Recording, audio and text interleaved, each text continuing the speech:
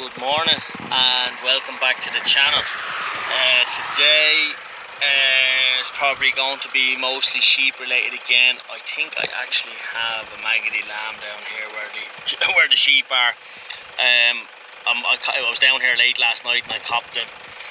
I think he is anyway, so I'm just going to try catch him now. Like, we're going to be dipping hopefully in the next few days. We're just holding off as long as we can, because then you'll have to dip again later in the year. So we're just trying to hold off as long as we can. So yeah, this always happens where you have one or two at the start, and once you get that one or two at the start, then you may go and dip. But as I said before, because the lack of help and because the way my back is, like, we have our own truck and we'd always throw them into the truck ourselves.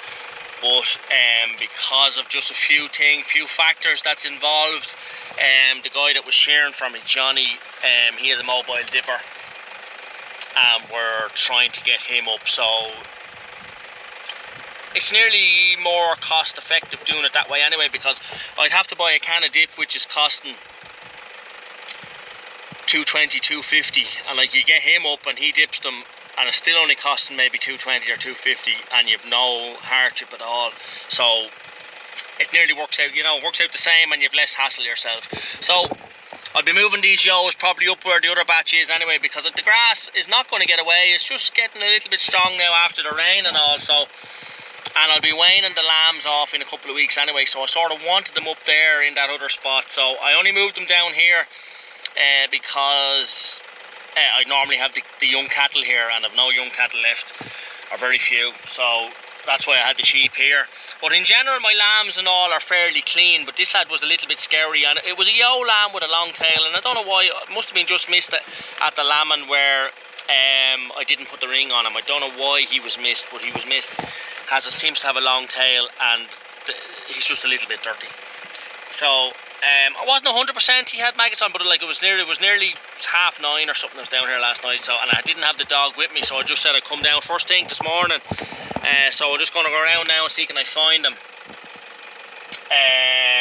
and we'll catch him. But I don't have the head thing for the camera today, so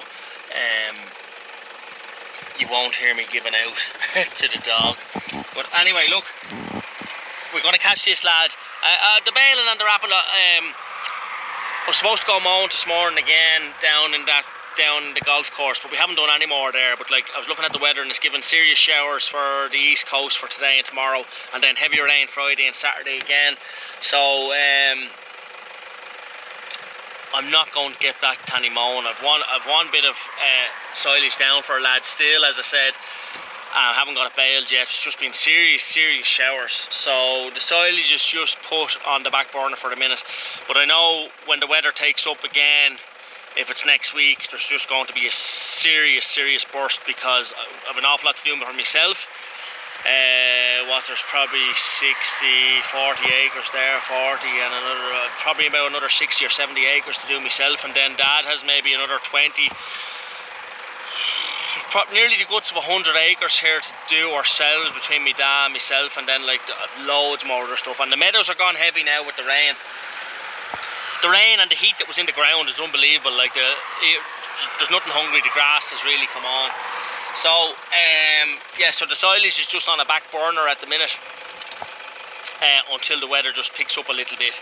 But it's just going to be a serious burst, and I actually rang a guy this morning that usually gives me a hand schooner to see, like, if weather takes up, I'd probably have to hire him in for a full week to give me a hand, because I wouldn't be able to get around it all myself. Just the time, I just couldn't, because I'm doing it all myself. So at least if he was with me, I'd be able to take on a bit more work, and we're trying not to work all night. I'm just not able for that anymore, working all night, like, so that's what we're working towards. So anyway, look, we get you can't really see there, but I was just going to point out where you can see that the lambs are pretty clean for the amount of grass that's been here all year. They're not dirty on the back ends, and I haven't overdosed. They're probably due a dose now in another fortnight, but like, I've seen other years where they'd be dirty and you dose and you couldn't clean them up. So happy enough with the way things, that has, the way that has gone this year where they're not dirty. Okay, you'll have an odd dirty one, but they're fairly clean, and that's helping against the maggots as well. You know, if you have a dirty lad, he's surely going to get maggoty. So just still looking for this lad. I haven't found him, but I see another couple of ewes. The field I cut up there for silage or haylage, I see a couple of ewes up there as well. I don't know where to get in. That's the thing now, they're going to start roguing and getting out. So the best thing is to move them up where the others are. But anyway, I don't know whether you can see him or not, but that's him there with the long tail, the dirty long tail. So what we'll do is we try to get them up to the gate where we got them there before. That's where they're all going anyway, because that's the way I bring them up to the shed. So they're actually naturally going that way. But there he is there, you can see him turning back, biting at himself there in the arse, and he has a dirty arse. So yeah, he has a few, but he's not that bad. But the only way is get him, because that lad, if you didn't get him, that lad would go under a bush and he'd never come out of it and he'd die. They'd just eat him alive. So this time of year you really have to be checking and just keeping an eye on it and getting them and throw a bit of dip on them. So yeah, we got him there anyway. He did have a few maggots on him, alright. I was thinking that, but he wasn't bad yet. So we done his back end like we done the other one, and actually we got him in the same spot. But maybe Pip was just having a bad day the last day. Look, she has disimproved. She just needs a bit of a tune up by someone that can train, and I think there's a guy going to do it for me, Adam Sharkey. I think he said he'd take her and just give her a bit of a tune up. But we got her. Look, it wasn't perfect, but we got the lamb anyway. But look, other people have.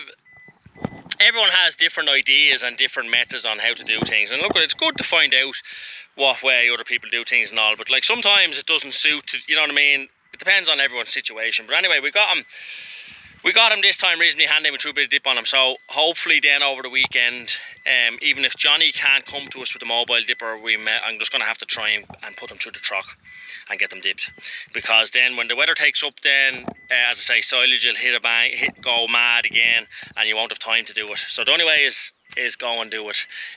Try and get it done this weekend. So we got them done anyway. So I'd say the rest of this video will be probably the dipping and maybe some baling on it as well. I just have to bale that one field. I just rang him there and he's talking about tomorrow lunchtime. So I actually wanted to give you an update on the cast ewes. Actually, I forgot about saying it.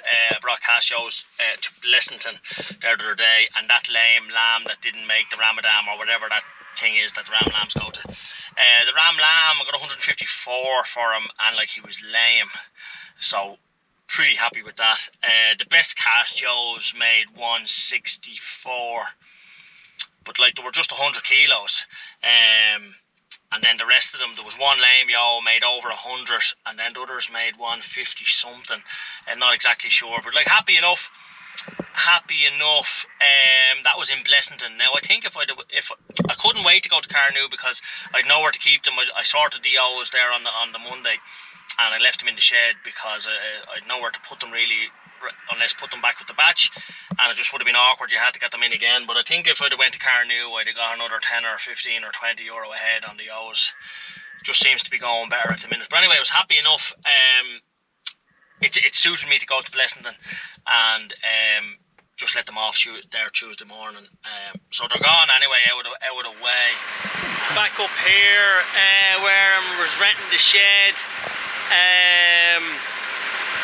Yeah, just going to be drawn home a couple of loaded dung where it's given showers, and this has to be drew home anyway, so I just said I'd do a bit of it this evening. There's a big pile of dung there, and there's another pile just down past the shed there, but I can't get at that because they're still taking stuff down for the festival and all. So look, there's a mixture of old silage and then the waste when I was feeding the cattle here for the winter, the waste silage, and then there's silage there from other years, and just a couple of bad bales and things. I'm just going to mix it through the dung and spread it. So there's a good few load there, so we can get a couple of load done this evening.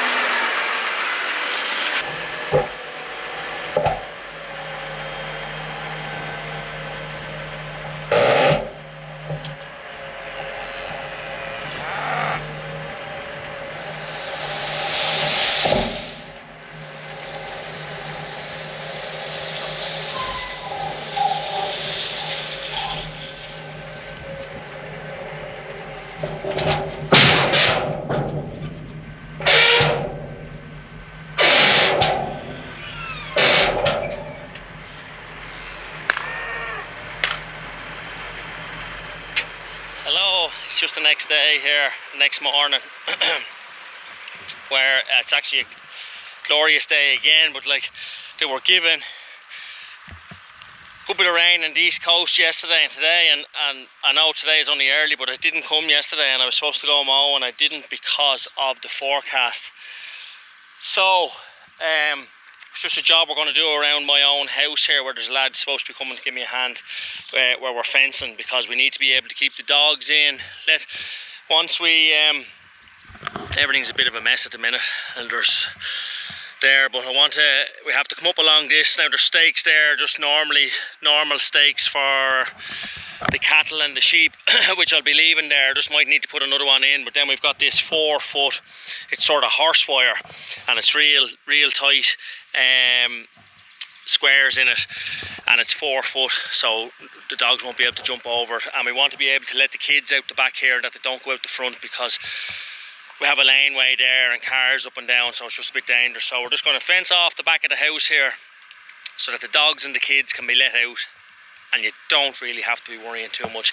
Look, this should have been done, the house is built fucking 15 years, something like that, but look at, you can only do one a little bit at a time. So yeah, the schooner's supposed to be coming here this morning. I don't know where he is, it's 9 o'clock now, so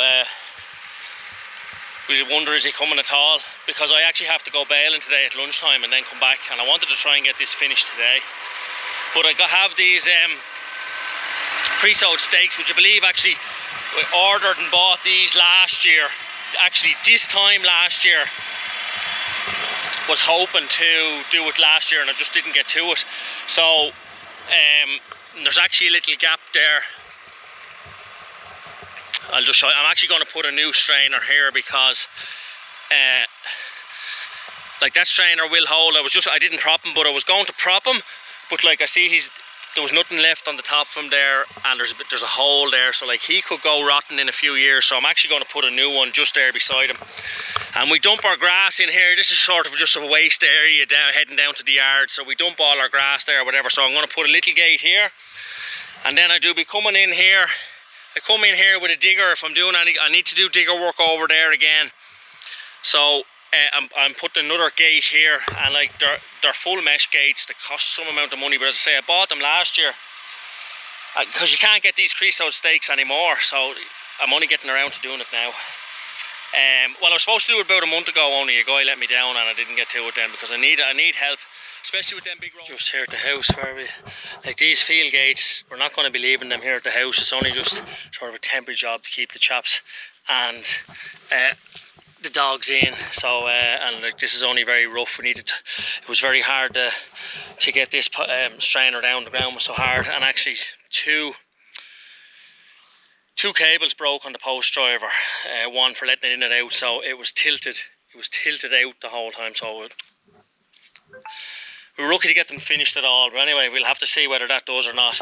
And when we get the wire on, we'll put it back to the tree and we'll just be topping off all the posts. Schooner's here with me today, and I have to go bailing, so I'm going to have to leave the work in his capable hands. Alright, Schooner. So we have this 4 foot horse wire. It's difficult to work with, but when you get it up and get it tight, it's a fucking great job. It really is a great job. So look, I'll show you when the whole thing's finished. Just here now, where we nearly finished this fencing. We just have a bit of tidying up to do, where putting those bits around and joining them up, and we're going to hang it. Just that gate is here, hanging the gate beside where the dog kennels are. There's just a good bit of tidying up to do, but that's the fence there. It's that 4 foot horse wire. It's absolutely great wire, it really is, but it's just very expensive. I think it was €300 for 50 metre roll. Now, as I said, I bought it last year. It's been sitting here for a year because I just didn't have time to do it. Hello again. I'm just up here drawing home another load of dung. I just wanted to finish off this video because there's quite a lot in it, but just getting another load of dung there. And actually I couldn't load the front of the trailer too much because the hitch wouldn't hitch in. It needs to be adjusted. So, and just the fencing, we hung those gates last night. This is just the next day. We hung those gates last night. It was late. It was probably about 9:30 by the time we finished up. Well, it wasn't too late, but like, all the gates are hung there. I just need to change one gate because at one stage, at one corner of the house, we just didn't know what way we were going to do it. So I got a 12-foot gate, and it's not long enough. And I'll just order a 14-foot gate there, the full mesh gate. And up where that is anyway, it needs to probably be changed, not changed, but need to put a stay in again, the strainer and stuff like that, because that's when the post driver had broke and we were trying to put down the strainer and a couple of posts just up at that end when it was tilted back out, and it was fairly hard to get it right, so we've a bit of tidying up to do. But once I have it all finished, I'll cut off all the tops and all and level it off. But like at the end of this video, after this now, I will have a bit on it. I'll just show you where we hung the gates, and we're pretty happy with the job. It turned out pretty happy with it. So yeah, this is going to be the end of the video, but as I say, I'll show the gates just after this. When I get home, I'll do it. But this is going to be the end of this video. And again, thanks for watching. Really hope you liked it, and give it a thumbs up. If you do like it, give it a thumbs up. And please, if you've liked it and you're watching the video, just hit the subscribe button, because it really does help the channel an awful lot, and it costs you nothing. I know I say it every video. It's very repetitive, but it really helps me, helps the channel grow, and again, it costs you nothing. So just hit the subscribe button, please, and we will see you at the next one. Just going back over the fence here, just going to show you the gates we hung last night. This is just the end of the video, but we're very happy with it. I just need to cut off the tops of the strainers when I'm finished everything, and there's more wire that needs to be tidied in. We're just trying to get it finished, and then there's I have the 12-foot mesh gate is not good enough up there, so I'll bring that down, put it there. And I actually realised I have a couple of mesh gates down the field, full mesh, 14-foot, so I can bring that up and put it there. So we just need to change a few things around, a bit of tidying up, and that's it done. It will be child-proof and dog-proof. Okay, that's it, over and out.